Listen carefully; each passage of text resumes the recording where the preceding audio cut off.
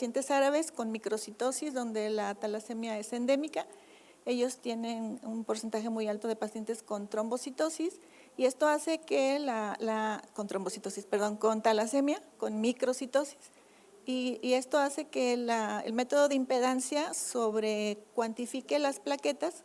De ahí la importancia de que todos nosotros como hematólogos no nos olvidemos de revisar el frotis de sangre periférica para hacer una evaluación más adecuada, ¿no?, de la cuenta plaquetaria. La clasificación fisiopatológica de la trombocitopenia se divide así en dos grandes grupos: trombocitopenia por disminución de la producción plaquetaria y trombocitopenia por aumento en la destrucción. Recordando un poco cómo se lleva a cabo la trombopoiesis, la trombopoietina pues es la hormona producida en el hígado que va a regular la trombopoiesis.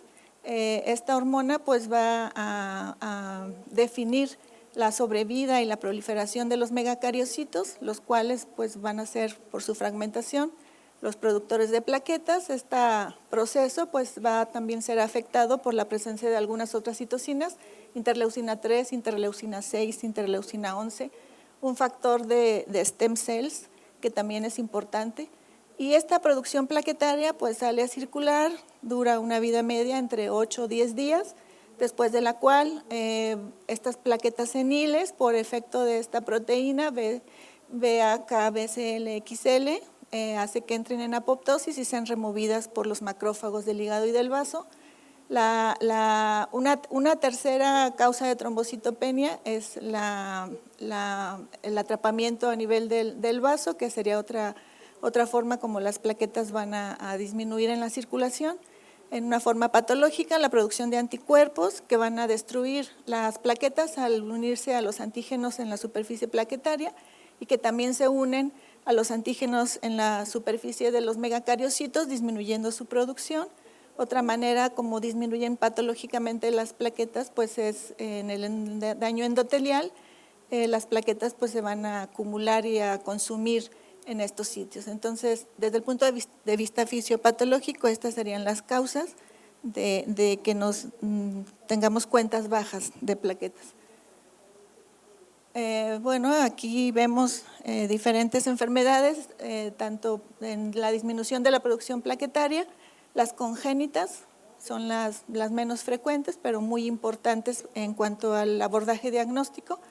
Las secundarias a infección, que bueno, esto lo vemos a nivel de pediatría general, esas interconsultas de los infectólogos, donde los pacientes con este tipo de infecciones pues van a cursar con trombocitopenia y que dando tratamiento y el abordaje ya dirigido a estas enfermedades pues se resuelven los problemas.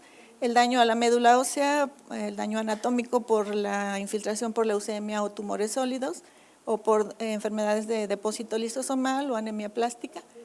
Y un aumento en la destrucción plaquetaria desde el punto de vista inmunológico, pues lo más frecuente es la trombocitopenia inmune primaria, la autoinmune, o la aloinmune en el recién nacido, la secundaria a fármacos, la posttransfusional también por producción de anticuerpos, y las no inmunológicas donde entran todo este grupo. Una causa muy importante también en las interconsultas es la pseudotrombocitopenia, que como decía, si no revisamos los frotis no nos vamos a dar cuenta cuando estamos ante una trombocitopenia espuria o por la agregación plaquetaria que es ocasionada por el EDTA, que puede darnos una trombocitopenia falsa. También se puede clasificar la trombocitopenia basada en el tamaño plaquetario. Si tenemos macrotrombocitos, pues vamos a pensar más en cualquiera de estas condiciones. La primera, pues la trombocitopenia inmune primaria o bien cualquier otra alteración que curse con destrucción plaquetaria. El síndrome de Bernard-Soulier, que es una de las enfermedades que tienen plaquetas más grandes, que llegan a medir incluso el tamaño de un linfocito. La anomalía de May-Heglin, que es otra causa de trombocitopenias enormes. Las enfermedades relacionadas con las mutaciones del gen de la cadena pesada de miosina no muscular, que también nos da enfermedades con plaquetas muy grandes, el síndrome de plaqueta gris, el síndrome de plaquetas de queso suizo. Y si tenemos en el frotis de sangre más bien microtrombocitos, pues no vamos a pensar en estas enfermedades, sino vamos a pensar en un Wiskott-Aldrich quizá, una trombocitopenia ligada al X, un síndrome de trombocitopenia con ausencia de radio, una trombocitopatías por defectos del pool de almacenamiento o una trombocitopenia congénita megacariocítica. Si tenemos trombocitopenia con tamaño normal de las plaquetas, pues aquí pensaríamos más en una aplasia medular o infiltración de la médula ósea por las patologías que hemos mencionado. ¿Qué es lo más frecuente? Nosotros en pediatría, pues lo más frecuente va a ser trombocitopenia inmune primaria, todos sabemos eso, ¿no? Como pediatras. Y el caso clínico típico de un paciente con trombocitopenia inmune primaria, pues es ese paciente previamente sano que en forma súbita y espontánea la madre empieza a notar la aparición de un síndrome purpúrico generalizado con múltiples petequias, pequeñas equimosis, en un paciente por lo demás sano, sin síntomas generales. Es un niño que no está decaído, está comiendo muy bien. Este fue un pacientito que nos llegó recientemente al hospital, no tenía ningún antecedente, le habían puesto una vacuna 2 semanas antes, pero el bebé estaba, a pesar de todo este síndrome purpúrico generalizado y que se ve medio aparatoso, pues el bebé estaba activo, reactivo, y su cuenta plaquetaria en la biometría hemática reportaban 1000 plaquetas por milímetro cúbico. El resto de la biometría hemática era completamente normal, el volumen plaquetario medio de 15 fentolitros. Y en la revisión del frotis, pues se confirmó la presencia de las macrotrombocitos sin ninguna otra anormalidad en la serie blanca. Entonces, la trombocitopenia inmune primaria pues es la condición más frecuente a la que nos enfrentamos los pediatras, hematólogos pediatras, y es una trombocitopenia aislada. De hecho, pues se ha hablado de que este debe ser un diagnóstico de exclusión, una vez que hemos descartado desde el punto de vista clínico y de laboratorio otras enfermedades que nos estén condicionando la trombocitopenia. Entonces, es una trombocitopenia aislada. No debe haber una enfermedad subyacente que motive la trombocitopenia, el paciente por lo demás sano, y generalmente cursa con trombocitopenias graves, como nuestro pequeño paciente con 1000 plaquetas, que nadie puede creer que esté bien el paciente. Sin embargo, pues la constante en este tipo de patologías son trombocitopenias moderadas a graves. Es una afección relativamente, aunque dentro de las enfermedades pues, raras, para nosotros es relativamente frecuente, se presenta en 1.9 a 6.4 casos por 10.000 niños por año, y tienen 2 picos de presentación en la edad preescolar y otro pico en la adolescencia. La ASH también modificó la clasificación, ahora se llama de reciente diagnóstico si tiene menos de 3 meses de evolución, persistente si dura de 3 a 12 meses y crónica si dura más de 12 meses. La mayor parte de nuestros pacientes caen en estos dos rubros.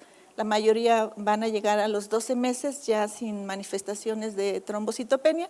Sin embargo, alrededor de un 25% de los pacientes se vuelve crónica, y esa es la trombocitopenia que quizá nos causa más problemas para hacer diagnóstico diferencial.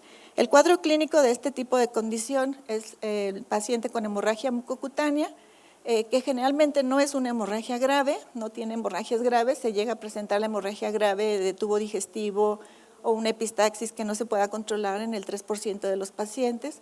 En las adolescentes, las metrorragias también que no se pueden controlar, que llegan a ser graves, pero es un porcentaje muy bajito. La mayoría de los pacientes no sangra a pesar de cuentas bajas de plaquetas, y pues nada más con modificar algunos hábitos de la vida diaria, el paciente puede estarse vigilando. La hemorragia cerebral en niños pues es la complicación más temida y la que puede causar la mortalidad. Sin embargo, la frecuencia de aparición es muy baja, de 0.1 a 0.8%. Y cuando se llega a presentar se ha relacionado con alguno de estos factores, o el niño se golpeó la cabeza, la púrpura húmeda que también anuncia una hemorragia cerebral, o que el paciente por algún motivo esté tomando antiplaquetarios o anticoagulantes, o bien las cuentas plaquetarias gravemente disminuidas. Decíamos que la mayoría de los pacientes pues el cuadro se va a limitar rápidamente. Sin embargo, una cuarta parte de estos pacientes van a llegar a hacer una púrpura crónica, y los factores que se han relacionado con cronicidad pues han sido los pacientes de mayor edad. Generalmente los niños preescolares o los lactantitos, pues ellos se curan la mayor parte de las veces, pero los niños más grandes son los que se ha visto que llegan a ser cronicidad. El hecho de que no haya una infección previa reciente, esta enfermedad se ha relacionado con infecciones de las vías aéreas superiores por infecciones virales o la administración de alguna vacuna, y eso pues la hace de buen pronóstico porque son enfermedades que al pasar esta infección, al eliminarse los anticuerpos generados durante el proceso infeccioso, pues la púrpura se va a resolver. Sin embargo, en aquellos casos donde no hay un antecedente, se ha visto que son pacientes que se van a la cronicidad. Si los pacientes tienen una mayor cuenta plaquetaria inicial, también es otro factor que anuncia cronicidad. El hecho de que sea de inicio insidioso o lento también se ha relacionado con aquellos pacientes que se van a púrpuras crónicas, y el hecho de que tengan marcadores inmunológicos anormales, que bueno, esto pues se llega a medir en aquellos pacientes que hacen cronicidad. Sabemos que si tienen marcadores inmunológicos, pues generalmente es más bien una púrpura secundaria a una enfermedad diferente, una enfermedad autoinmune. La ASH hace recomendaciones para el diagnóstico de la trombocitopenia inmune, que se basa nada más en características clínicas y de laboratorio, incluyendo la revisión del frotis de sangre, viendo antecedentes familiares para descartar las púrpuras, las trombocitopenias hereditarias o familiares, las VHs de rutina y del laboratorio para excluir otras enfermedades. El examen de la médula ósea no es necesario en niños y adolescentes con las características típicas que hemos estado mencionando, y el examen de la médula ósea no es necesario en niños que no responden al tratamiento con inmunoglobulina intravenosa. Y como les decía, generalmente es un diagnóstico de exclusión. La médula ósea no va a ser necesario en pacientes similares antes de iniciar un tratamiento con esteroides o antes de esplenectomía.